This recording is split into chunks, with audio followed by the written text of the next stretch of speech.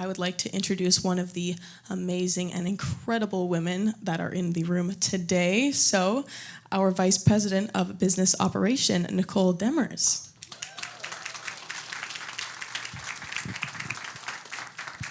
Thank you, Mackenzie. Hello, everyone, and welcome to our second annual Spark Summit. I am absolutely thrilled to see each and every one of you gathered here for this remarkable event. An evening dedicated to celebrating and amplifying the voices of some truly outstanding female leaders in the sports and entertainment industry.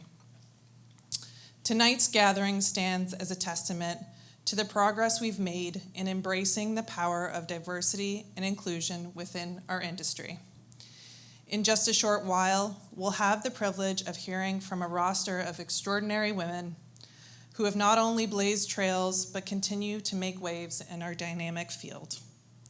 It is my sincerest hope that by the end of this evening, we will all carry with us invaluable insights, newfound connections, and a deeper appreciation for the boundless potential that emerges when we harness the collective strengths of women in the sports industry.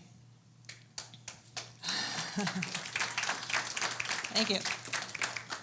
Before we delve into the enriching discussions that we have lined up for tonight, I want to extend a heartfelt gratitude first to our exceptional staff for those tireless efforts who have brought this event to fruition, and a special acknowledgement to Shannon and Courtney for curating a truly remarkable lineup of speakers tonight. And of course, none of this would be possible without all of you, our esteemed guests, whose presence adds immeasurable value to this gathering. And now it is my pleasure that I pass the torch to our brilliant moderator for the evening, returning for a second year to guide our discussions, Jacqueline DOOREY.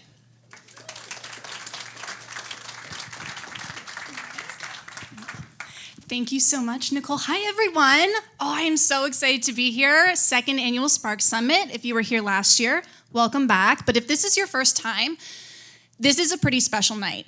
It's special for a couple reasons. One of them is personal.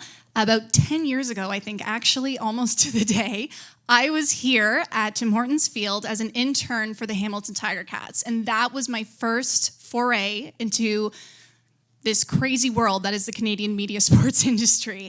So to be back here tonight is always so special with Nicole and with Courtney and Shannon, who have done such a good job last year and again, just knocking out of the park. So we're gonna have a fantastic night. I hope you guys are excited because we're gonna learn a lot. So, without further ado, I think we should pretty much get to it. We will get to our first panel, and it is called the Finding Your Spark panel. So we're going to talk to some of the best minds in the industry who have gotten some of the most coveted jobs, and we're going to learn a bit not only about how they got these positions, but how they've kept them, dug some roots, so that they can take their careers even further. So, without further ado, I think we should get started. I'm going to start off with introducing Karen VOLDEN, who is the Vice President of Production for Uninterrupted Canada. Put your hands together. Hi, Karen. Thank you. We also have LINDSAY Hamilton, anchor for Sports Center on TSN. And last but not least, Patrice Whiffen, founder of Patrice Whiffen Marketing and Events. Another familiar face around Tim Hortons Field.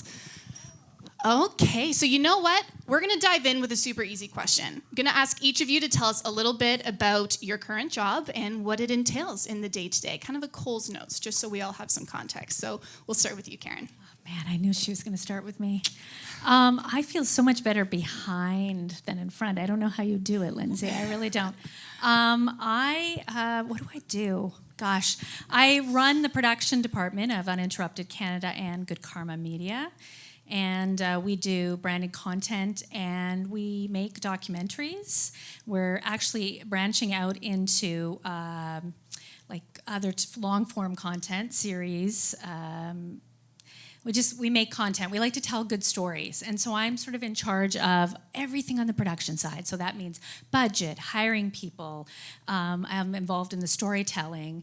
Sometimes I have to come down hard on some people when we don't come under budget. And yeah, that's basically what I do. I'm just, I hire people, I deal with the budget and the finances. Very good. A senior leader in the room, always Yes, yeah, good perspective. absolutely. And Karen, I know your work well, and I love it, so I can attest. She's True very superhero kind. to my right. Also know Patrice and Jacqueline, your work on CBC. Such a pleasure to be up here amongst you guys, and all of you in this room. What a great opportunity today is. But a little bit about myself. I'm Lindsay Hamilton. I'm a national television anchor for TSN. I do a lot of marquee events for the network. Most recently in the past year, it's been a bit of a whirlwind in the best way. Did the Men's World Cup where I was in Qatar. Just came back from Australia 2 weeks ago, covering the Women's World Cup in Australia. And when I'm not doing events, my regular show is the SportsCenter Morning Loop during the weekdays. So that's me in a nutshell. I love it. Thank you so much for having me here as well. This is so fun. And again, so many familiar faces in the room, but looking forward to meeting more later. So I'm Patrice. My company is Patrice Whiffen Marketing and Events. And if you haven't heard of it, I don't expect you to. But you may have heard of some of the brands that we work with. Over the course of the calendar year, my company works with between 15 and 26 brands within the sport and entertainment landscape. The Toronto Maple Leafs, the ForgefC, Hamilton Tiger Cats, the Boots and Hearts Music Festival, the Primetime Sports Management Conference and Trade Show. There's tons of different events that we work on, and then we also handle a bunch of marketing for other companies. So within the music and sports space, we have our hands on a lot of different things. And when I say we, it's not just me. I do have a team of 4 women who work with me on a regular basis, and they're incredible and definitely a big help in kind of pushing the machine forward. But yeah, that's a little bit about me. So I run the company and work with all of those brands. But I have a media background, a little different than what these girls are doing. But I did start in the radio and TV side of things about 15 years ago. So I still freelance in the media space. And then I also teach at 3 different colleges within the sport marketing side and also the media space. So yeah, that's a bit about me. Amazing. All right, so I spoke earlier about how my start in the industry before I worked at MLSC and CBC was here at Tim Hortons Field with the Ticats, and everyone's ball gets rolling in this industry in so many different ways. I don't think you can ask one person or multiple people and they'll have similar stories about how they got to where they are. So Lindsay, let's start with you because we probably got to know you in 2016 when you started working at TSN, but you've actually been hosting for a lot longer than that. You were at the Family Channel in 2008 and have gone on to do many great things. So can you tell us a little bit about what it was about your trajectory that got you in front of the right people at TSN, but also impressed them? Ooh, that's a tough question. I think more often than not, opportunities come while you're doing something else. And I'm a big believer in creating your own momentum and not waiting for something to happen, but get the ball rolling, and oftentimes that keeps momentum going. So I was actually working at CBC during their sports reports for the National News Network morning program during the Rio Olympics in 2016. And I had only been there probably for about 3-4 months when TSN reached out and asked if I would come audition. And you mentioned such a perfect point when it comes to the sports industry at large, in that so many people have unorthodox beginnings. No 2 people have the same paths. And I think that's so important to remember because unlike other industries, my sister-in-law's in the room, I have 3 siblings in medicine, and it's a little bit more straightforward. You go to school, then you go to medical school, then you do the residency.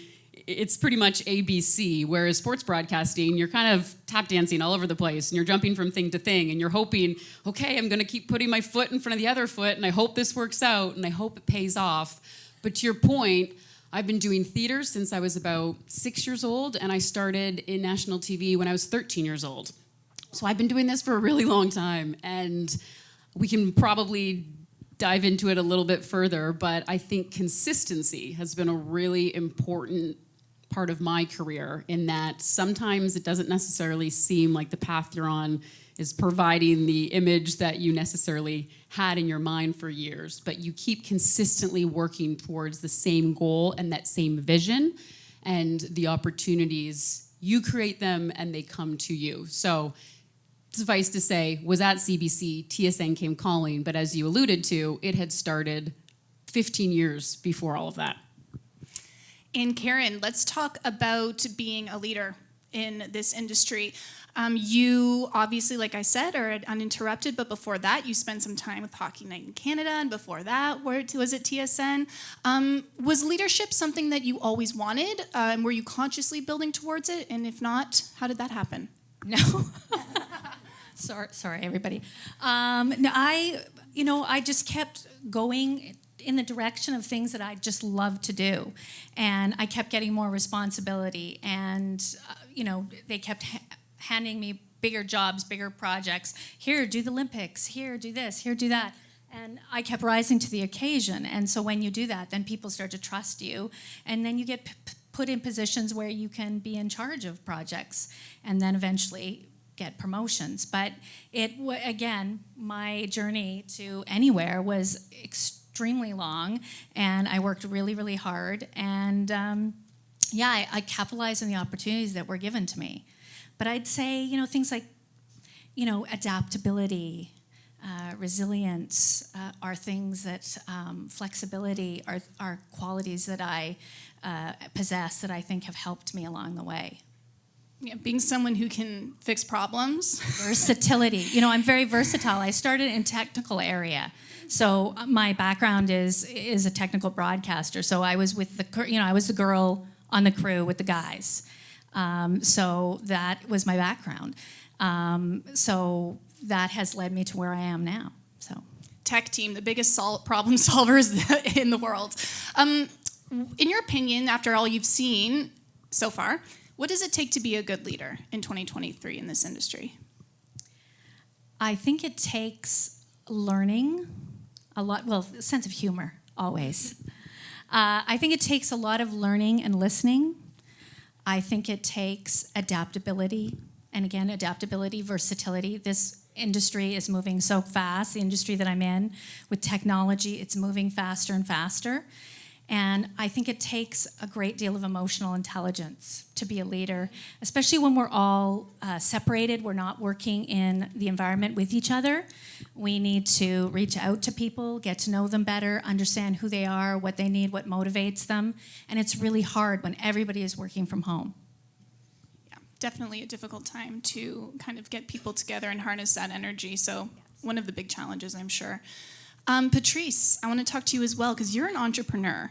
Entrepreneurs terrify me because the fact that you can wield courageous. Yes, really. The fact that you can wield the power you do, take bits and pieces from different places and create something that didn't exist before is something that my brain just doesn't work that way. I wish it did. It doesn't. So let's talk to you a little bit about that and how you took your early experiences. You mentioned a bunch of the brands that you've worked with in the past. How did you take those and create the brand that you've created? Thank you. That's a great question. And I know we have only a little bit of time, so I'll try and keep it brief. And anyone who knows me knows that brevity is not a strong suit on my side. I like to provide details. But kind of to your point about entrepreneurship, I didn't want to be an entrepreneur. That was not the goal at all. I wanted to be the Lindsay or the Karen or the, whoever working at a corporate job. That was always kind of the goal for me. I didn't want to run my own business. However, kind of to what both of these women have said, I sort of fell into it in that an opportunity presented itself in something negative that turned into something positive. I was working at a marketing company years ago, about 15 years ago, just as an event assistant. One of my first sort of full-time jobs, and the company had decided that they were going to close their event department. So 2 weeks before I was supposed to have this great gig coming my way, they're like, yeah, we decided to move in a different direction. We don't actually need you anymore. And I was like, okay, great. Although add an F to the beginning of that word and change it. But I was just like, okay, I guess I'll go back to, my part-time job that I had done back in high school. I was still young at the time, figuring out my path. And I got a call later that day from a client that I'd worked with the previous summer on an event. And they said, hey, we just got dumped by your marketing company. They said they're not doing events anymore. Do you think you could run it? And do you think you could run our event for us? And in my head, I was like, no, I don't know what I'm doing. Like, I'm good at following directions. I'm not good at being the leader. That wasn't my thing. But in the moment, I was like, you know what? Yes, yes, I will figure it out, and it'll be great. And I made a lot of mistakes. I definitely learned more in that 4-month period than I think I probably have ever. But learn the hard way, I guess. You should always continue to learn. But that's where Patrice Whiffen Marketing Events started. And that's why it is the least creative name ever, because I never thought it would become anything. I thought it would be a one-time 4-month commitment before I went back to Western to finish my degree. But yeah, the universe had other plans for me. So that's sort of where it all began. And from that one client, it was Bruce Boudreau and John Anderson, 2 former NHL hockey coaches, for those who are unfamiliar. They had a Score One for the kids golf tournament, celebrity golf tournament, incorporated lots of people from the sport media space, but also lots of people from the sport corporate space. And having that be the first event that I was able to work on with my own business was a stepping stone to lots of other connections that came kind of down the road. So again, speaking to, I think we got probably a little off track in terms of my answer, but in speaking to what these ladies have said, it's seizing the opportunity that's in front of you and not necessarily looking at a setback as a setback and seeing it as like, okay, we got to pivot. How are we pivoting? And let's roll forward. And here we are almost 16 years later, which is wild. I'm like, am I old enough to be 16 years later? But I am. But it's amazing to see how the business has grown and how the opportunities have grown. And I'm still able to kind of think back to that event and think, if I had said no, my entire life would have been completely different. So I'm glad I said yes. You never regret what you do. You only regret what you don't do. So Exactly. I think a common theme, like all of you have mentioned, resilience, right? But I love about your story, Patrice, is the idea that a closed door became just a shift of direction, right? I know that's something that I've really struggled with is, sometimes you get told no and you double down. You're just like, yeah, I'm going to prove to you why you should say yes. And that's not really how things necessarily work. And I think your story is a testimony to that, is like, don't waste time, don't waste energy. Figure out where the yeses are, and you can sometimes just take a little detour and be back exactly to where you want to go. So resilience, it's a good theme for the first part of this panel. And I should have mentioned at the beginning, guys, there will be time for questions after, so anything you hear that kind of sparks something, keep it in the back of your mind, because we will save time for that at the end, okay? Let's move on, because it is one thing to get through the door. It's another thing to stay there, and it's another thing to do well and succeed. So, Lindsay, you mentioned you've had quite the year covering the women's and men's FIFA World Cups. You've built a wonderful resume at TSN. So I wanted to ask you, how have you kept positioning yourself to not only get the projects you want, but to get the assignments that help your career? I think your reputation speaks for itself, and I think consistency is key. I naturally think through an athlete mindset, so I use the metaphor, if you're someone who's trying to become the next great athlete, you can't have 1 week of really great training where you go all out 100% 5 days in a row, and you're like, yeah, I'm gonna be the next Christine Sinclair. Or you can't commit to a healthier mindset and you eat really well for a month, you cut out all the sugars, you're not drinking alcohol, you're doing all the veggies and fruits, and you think, okay, I'm gonna be a super health star. It just doesn't work that way because you need consistency. So even if you're 85% every day, if you're 85% every day, but you're doing it 365 days a year, year after year after year, your reputation is going to speak for itself. And you're going to have off days. That's natural. You're going to have highs and lows. You're going to have performances that you think, man, I didn't really nail that one out of the park.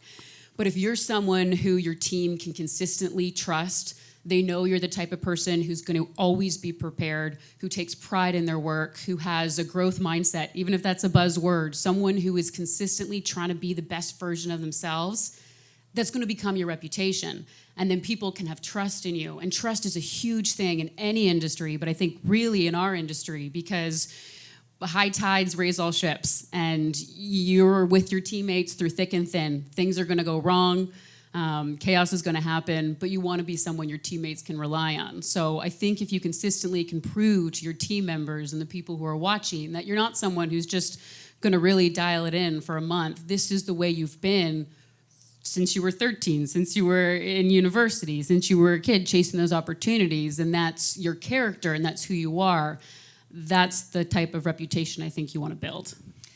I'm going to put you on the spot for just a second because I love that answer, and I want to know if you can remember an example of maybe something you did where it was a moment where you had maybe a regular assignment and you kind of took the initiative to take it a step further and show a little bit more of what you had when that wasn't necessarily asked of you. Absolutely.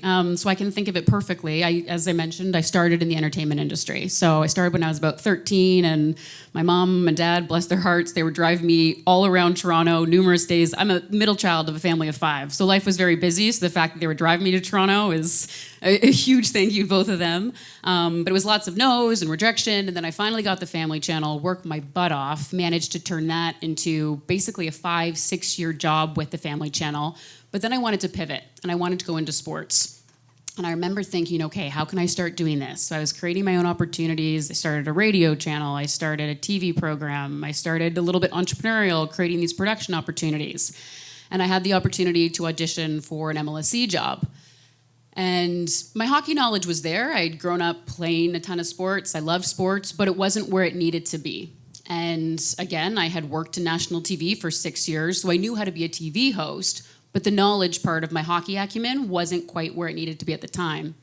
And the person doing the interviews called my producer at Family Channel, and they said, you know, we like Lindsay's presentation skills, we think she has everything, but we think her hockey knowledge needs to rise a bit. What do you think? And back to that reputation point, my producer then went on to tell them, give Lindsay an assignment and she will surpass your expectations because she will commit to the role.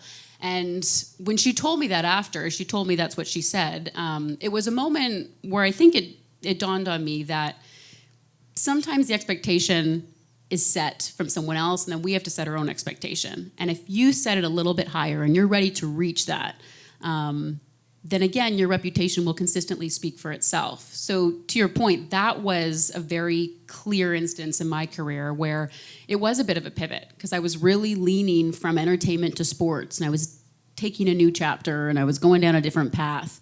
But that belief in that when you set a goal, you are someone who makes it happen, and knowing and having that reliability in yourself. Definitely. And like you mentioned earlier, the trust. You know, you were getting graded, maybe not on things that you thought you'd be graded on, and you passed. In fact, you did really, really well. And you don't always pass, but sometimes, you know, even as you say, sometimes a failure is also a different direction as well. So it's learning from each of those scenarios. Snowballing, yeah, definitely. Karen, in your job, how much do you have to build teams in order to get things done? Everything we do is building teams. Okay. And those teams are super important to getting a job done. I am only as good as the people that we hire to get the job done. And we look constantly for people, and it really depends on, am I doing a shoot at the top of the mountain? The people that I'm going to choose for that are going to be completely different than someone I'm going to choose in a studio environment. I'm going to maybe get a rock and roll cameraman who is willing to take that extra step, doesn't really care about, you know, air conditioning and water and all the things that you need. He's going to be, he or she, because I've had a couple of female cameramen, are going to be more resilient. I think it's important nowadays. My big goal as I dawn on the end of my career, because it's coming very quickly, is diversity. Diversity, diversity, diversity. And that can come in all forms. That's really important to me. That's really important to my company, Uninterrupted Canada. Diversity, because again, we tell stories and not enough stories are being told by diverse people. So that is, yeah. So diversity is one thing you look for, and I know you mentioned that you look for specific people for the job, but are there any generalities that you look for in teams? And since you mentioned you find talent in many different ways, where do you find them? Well, that's a very good question. That's for you guys, by the way. No, I'm just kidding. Yeah. Qualities, I like smart people. I like people with good attitudes. I can train or mentor just about anybody. I'm very good at it. There's a young lady in the audience that I'm looking at right now who I spend a lot of time with, and she's wonderful. So I think, you know, good attitude, smart. I think really those are the two main things. And obviously an aptitude and an interest. If somebody is not interested, in sports, and they're going out for a sports job, like I try to pick people who are going to be interested in the storytelling, that we're doing. That's kind of how, and you know, it depends on if it's the DOP, you want someone with a little bit of experience, but then maybe I hire somebody underneath that DOP who needs to be mentored, needs experience, is diverse, and hasn't been given the opportunities that they need to in this industry, because it's really hard. And mostly there are a lot of, sorry guys in the front, a lot of white old guys doing the hiring. And just young ladies are not getting the opportunity. Diverse people are not getting the opportunity. And so that is why I'm here to hire people who are none of those things. Well, sorry, gentlemen. You're so obvious sitting there in the front, taking like, you know, seats in the back. No, I mean, well, there is something to be said for hiring people you know and hiring people who your buddy knows or your friend knows. And so that's why I also wanted to know. So when you're looking to hire outside of maybe the easy answer, because it's very easy to pick the person who will get the job done the fastest. Yeah. That doesn't always necessarily mean they're the best person for the job. So where do you find people who you may not typically choose? There are several lists that people have made that have, for example, there's a list that I've just chosen someone the other day. The Black Women's Film Council has put together a list of people that have young women who are interested in working in film and television that have more technical background. There are, you know, word of mouth is big. I also try to hire people, or the guys who are white men who are hiring and giving opportunities to like young women or people who are diverse, so that again we can give them experience. What they need is experience, and they're not getting it. It's really, really hard to break in. I love hearing all of what you're saying, because I think leadership, it's one of those intangible things that I know I didn't appreciate when I was getting in. Like, if you have a good leader and you have someone who's in your corner, that is a real asset. And it's not easy to find. I'll give you an example of something. I used to do the Canadian Open every year, and I would hire a ton of TVAs, which are the people that pull the cable. And, you know, I guess if you have a rung of a broadcast, even though they're so important because they've done a bad job sometimes, and that's been detrimental. So one of the individuals that we hired was a young lady. And I got to know all the TVAs, and I asked her, what do you want to do? Like, is this what you want to do? And she said, I want to be a camera operator. So a few years, I think it was a year or two later, we were doing the broadcast, and one of our camera operators was just terrible. Like, he was bad. And my producer said to me, you got to go get rid of that guy. But they never tell you what you're supposed to do in that, you know, how you're supposed to fix this problem. So I knew she was wanted to be a cameraman, so I said to her, and I knew she'd done a little bit, but really simpler stuff. And I said, hey, you ready? Can you do this? And she's like, I don't think so.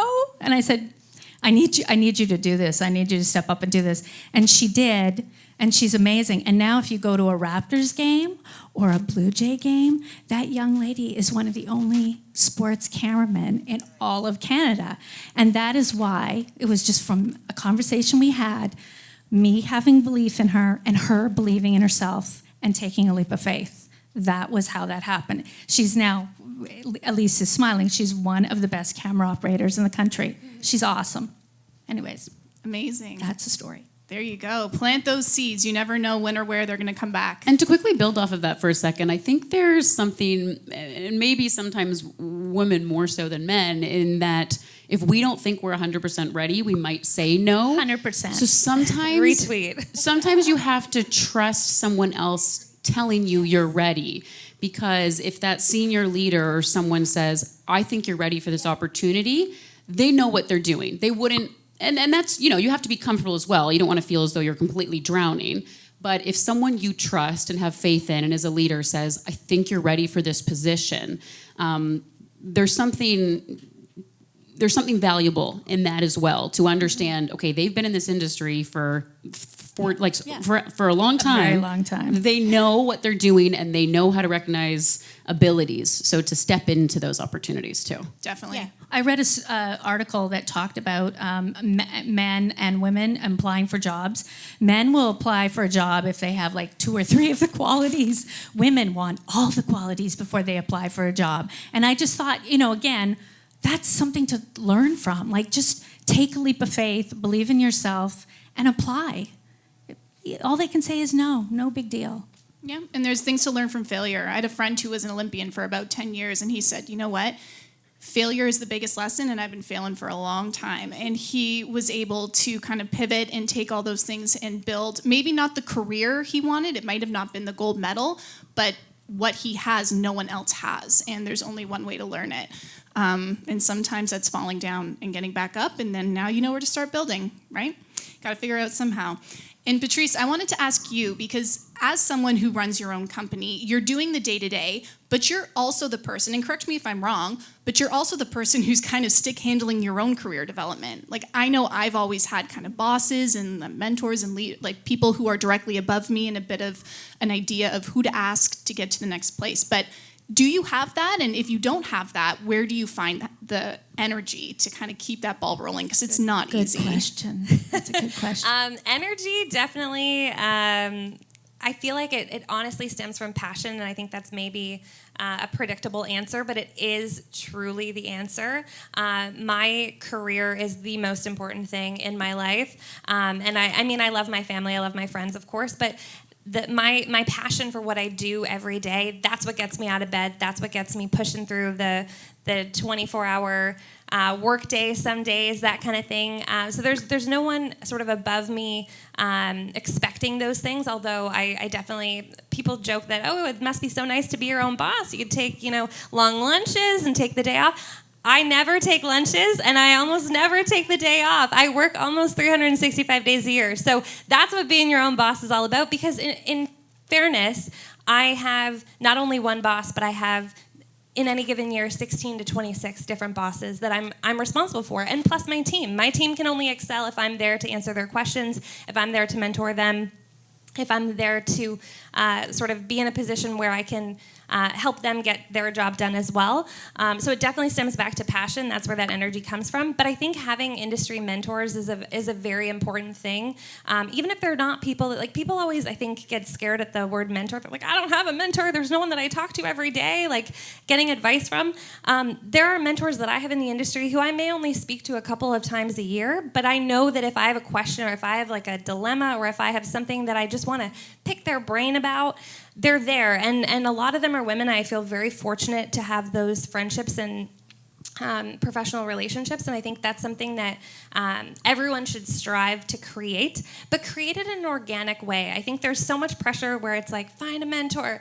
Okay, well, that can be a daunting task.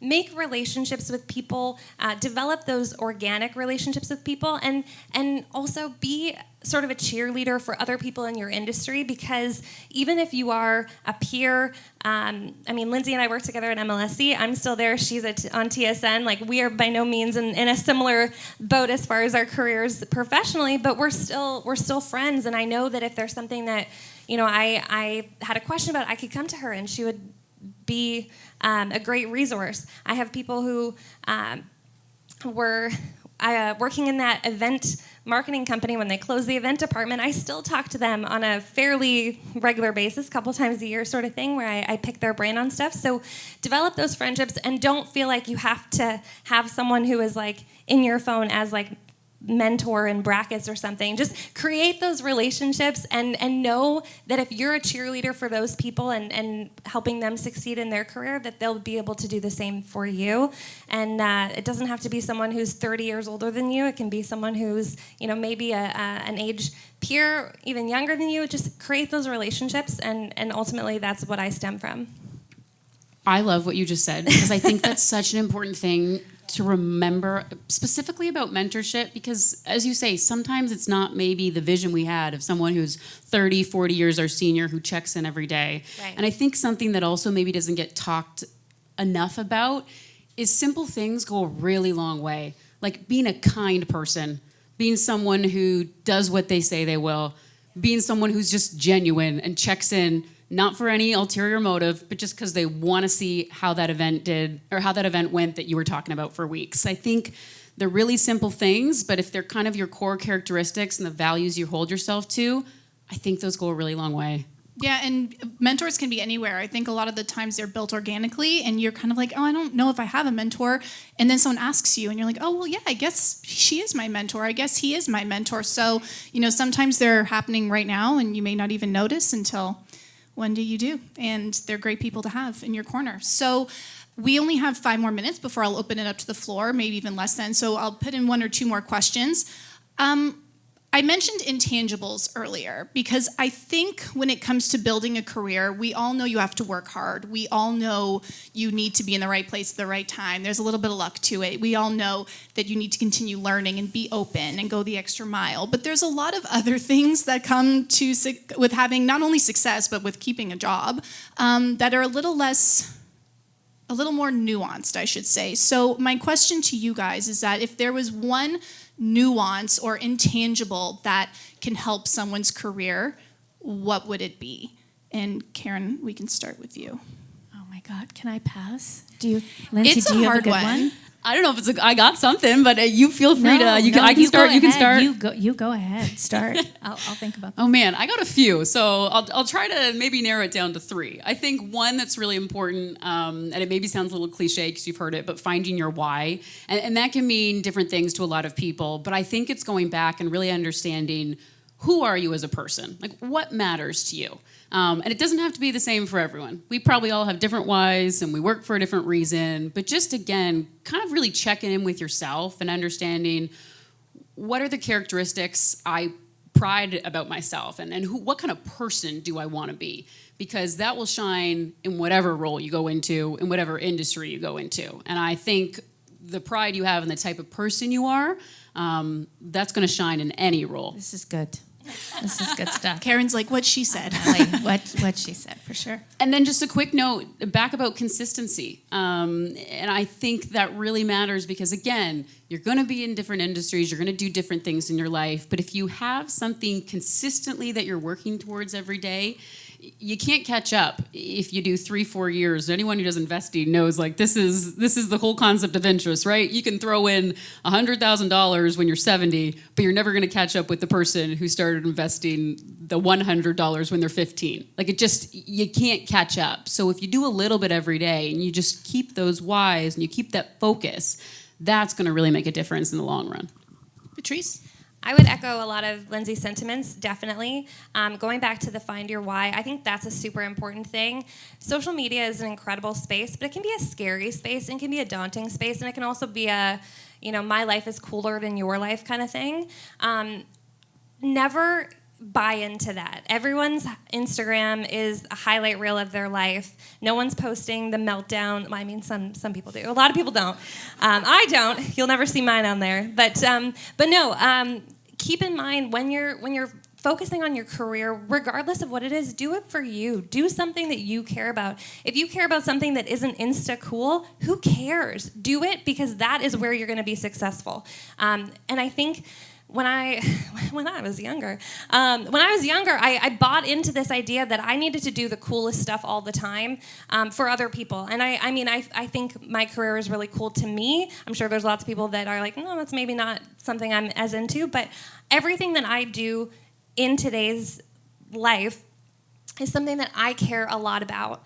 But 10 years ago in my career, there were things that I did because I thought I should, because it was the cool thing to do, or my friends would think it was cool, or the guy that I was dating would think it was cool. Never do anything unless you actually think it's cool and it's something you're passionate about, because I think that's where you're going to thrive and that's where you're going to shine. And then the other thing is be open to change. And I know that that's something that's been said before. I'm by no means making something new. That's a crazy thought, but be open to change. literally got let go 2 weeks before my marketing job that I was so excited about. And I thought I was going back to be a barista at Starbucks, which, hey, that's a great job. You get free drinks all the time. But that was not my goal. That was not where I wanted to be. And I was in a really, I mean, it only lasted a few hours, but I was in a really bad headspace until that call came in from the other client to kind of change my whole trajectory of my life. But make sure you're open to the change, because a lot of times the change that's coming, although it may feel super shitty, super crappy in that moment, a lot of times will take you to a place that you could never have imagined. And I'm saying, as like, if I'm thinking back to like 6-year-old Patrice, no way in hell would she believe that this is the career that her future self would have. And just be open to change, be okay with it, and know that if something happens that you're not as thrilled about, it's because something better is coming. And I know that sounds a bit hokey, but I swear to God, that's true. And so believe that. And if you believe it, I honestly believe it'll come to you. Something super cool and super fulfilling will come to you. Wow. For me, I think it's learning. I never think that I know everything. And I feel like I'm running out of time to learn everything that I want to learn. So it's a constant. I constantly learn. I constantly read. I constantly talk to people. I just can't learn enough. And so learning for me is the key. That's a great answer. I'm going to throw one in too, because I can. And it's just been something that I've kind of realized later, in the later years of my career. You know, you can look back and you could be like, wow, the people I was surrounded by really created energy in my life and in my career. And then sometimes I look back and I'm like, oh, wow, like I'm having a really hard time pushing this rock up the hill. And, you know, the people in the team that I'm with right now, talented, you know, deserve to be there, all those things, but maybe just aren't aligning with my goals if the goal is to move forward. So just like whether it's your leader, whether it's your mentor, whether it's the people who you're working with every day, like content is a team sport. I say that all the time, and you can do a lot by yourself, but you'll always do better with the right people around you. And sometimes that's on you to find and seek out, because no one's gonna step up and be like, I wanna be that person for you and for this team. Not everyone thinks that way. So if I could tell myself that, it would be to pay attention to who you are working with and take advantage of that. And just like that, we are out of time. That was amazing. That went faster than I thought it would. I had more questions, but you know what? I think it's your turn. So if anyone does have a question, put your hands up, and I can probably bring the mic to whoever it is. Let's start with you. You tell us your name and what's your question? Hi guys, I'm Paisley. First of all, thank you so much for coming and talking to us. Feels really weird to talk into a microphone. I don't know how you guys did it. But my question would be, what is the biggest learning curve that you had to overcome in your career? Preferably in the sporting industry, although it doesn't have to be, or just something you wish you knew before. Thank you. Great name, Paisley. Does anything jump to one of you to answer that question? That's two questions. I'll answer maybe the second one and leave the first one for these ladies. For me, and again, anyone who knows me knows that I say this often, it's also kind of hokey, but enjoy the journey. Don't be so focused on your destination, your dream job, because I can tell you, 6-year-old Patrice had no idea that this was her dream job, but she's living it. And so have, you know, an idea of where you'd like to be, but be open to other opportunities that may come, and enjoy the process. Don't be so focused on, okay, well, I did that, and like, what's next? Enjoy the whole process, because your life will be so much more fulfilling at that point. Awesome. Anyone else? Got a question back there. I'm gonna come to you. Hi, my name's Catherine, and wonderful seeing you guys and hearing what you have to say. It's really inspiring. For people like myself who love to learn and read as well, if you guys could name one book that you found gave you insight into your career or just how you want to be as your why, what book would it be? That is a great question. That's fantastic, and I love this kind of question because I want to know your books, then we can read the books. Last night I watched the movie Limitless. You guys seen that, where he takes the pill and he can just infuse all the knowledge? And when you said learning, I'm also like, give me all the information. I'm so curious all the time. So now my mind is spinning about all the books that were helpful. But one that immediately comes to mind is Grit by Angela Duckworth. And it goes back a little bit to the thing I said about consistency, because the main concept is the power in perseverance. And she talks about whether you're trying to learn the violin, become an athlete, or an entrepreneur, it's persevering. It's putting a little bit in every single day. And again, back to what I said, it's not the steep curve once in a blue moon. It's the little effort every single day. But it's a fantastic read, and I really enjoyed it. Grit, Angela Duckworth. Okay, I've got two, but I'll be quick. First one, Sheryl Sandberg's Lean In. Came out a long time ago now, but great book, especially for females. Leaning into the workplace is basically just creating a space for yourself and knowing that you belong there and believing it within yourself and making change. Cole's Notes version. And then the other one is The Year of Yes by Shonda Rhimes. Basically, she promises herself that she's going to say yes to everything that comes at her within a year, just to see how much it changes her life. For those who don't know Shonda Rhimes, she's like the mastermind behind a million different TV shows, Grey's Anatomy, Bridgerton, so many. And it's The Year of Yes. So basically, any opportunity that came her way, she said yes to it, even if she really didn't want to or didn't believe she deserved it or whatever. She said yes, and her life completely changed. So those two. Gosh, I can't come up with a book right now, but I read a lot of news and a lot of articles by business people, a lot of magazines about business. I read a lot of sports stuff. You probably do too. A lot of sports business stuff. I listen to a lot of podcasts about business sports stuff. So it's more just learning from all different sources. Awesome. It's not how good you are, it's how good you want to be. I believe his name's Paul Arden. It's really good. Reminds you that we actually have the control and the power when usually we're like asking for other people to give us permission, but that's a good one. I think we have time for one more question and then we got to wrap it up. Sorry guys, but you will have a chance later during the game to ask some more questions. Thank you guys so much. My name is Amelia, and as a university student, I would love to know, thinking back to when your career started, what is some advice you would give as someone who's looking to jumpstart their career? Okay, two quick things. One, don't be afraid to create your momentum, which, Patrice spoke to so eloquently about entrepreneurship. I think in a lot of different paths, entrepreneurship is still a very valuable skill, even if you're working in a corporation, because you have to create your momentum. And there were so many times in my career where I literally created the job, and I would just write emails off to so many different people of, these are the skills I have, and I think this would be beneficial because, and you could bring me on your team. And the first probably 4 or 5 jobs I had out of university were jobs I created, and I just kind of weaseled my way in. So create your own momentum. I've done that too a few times, for sure. And don't be afraid to email people that are doing the jobs you're interested in and you want to learn more about. That was extremely beneficial to me in the early days of my career. I would send off a plethora of emails. They didn't always go answered, but the few that did, and it was a pretty simple formula. I'd say, I'll meet you anywhere at any time that works for you. I only need about 15 minutes. I'll buy your coffee. I came early, I came prepared, I wrote the thank you note, and I hammered out the questions I wanted. And it was so helpful because not every career was an interest to me, and I didn't necessarily need to do what they did, but it was very beneficial, especially when we go back to this industry often being unorthodox in understanding what was helpful for you, what wasn't helpful for you, what learning lessons can you pass on to me. So I found both those things really beneficial.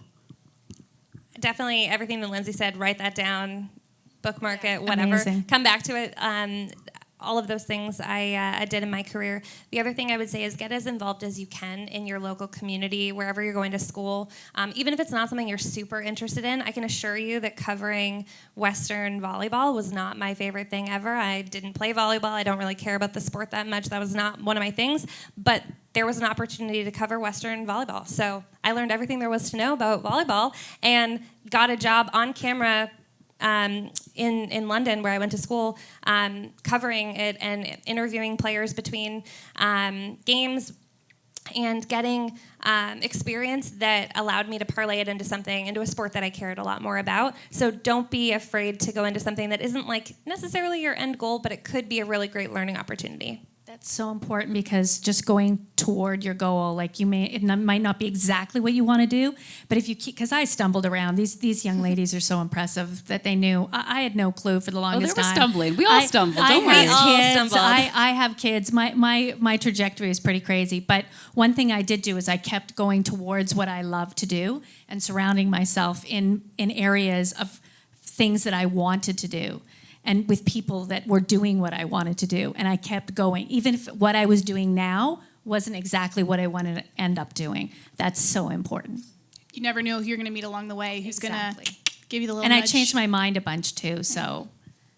And sometimes a job or something, an opportunity you didn't think you'd necessarily love, teaches you valuable skills. And I don't like this. Yeah. Like, I had a job very early on, and I hated it. So and I many stuck times. with it, but I remember going every day, and I was like, I do not enjoy this. This is not what I want to be doing. What am I doing? What am I doing here? But it put this fire under my butt, because then when I did find opportunities I liked, I was like, oh, I like this. I'm leaning in as much as I can here. So especially when you're young and you're kind of figuring out what is it you like and don't like about the industry, you can learn a lot from jobs you don't like. I love that point a lot because I did a lot of, this is not the direction I want to go in, and what was I thinking? I did a lot Process of of elimination Yeah. is very important. Thank you so much. That was amazing. I'm sure we could have kept talking for another half hour, but that was fantastic. I hope you guys learned a lot.